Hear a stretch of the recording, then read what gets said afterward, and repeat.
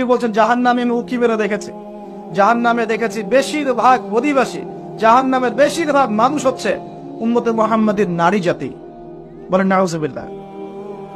এই নারী জাতি মানে আমার বোন, আপনার মা, আপনার স্ত্রী, আমার বোন, আমার মা, আমার স্ত্রী, আমাদেরই তো। নারী কি আমাদের বাইরে?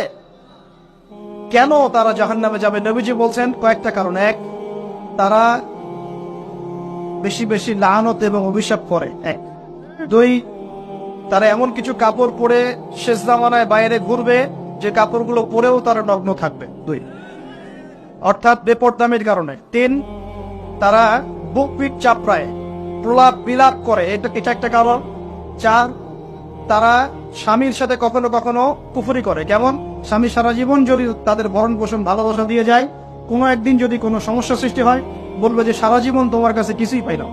এই সবকিছুর ঊর্ধ্বে একটা কারণ আছে, এই সবকিছুর ঊর্ধ্বে একটা কারণ আছে, সেটা হলো, শোনেন, তাদের উদ্ধত মস্তকটা আল্লাহ পাকের বিধানের সামনে সহজে অবনত হতে পারে চায় না।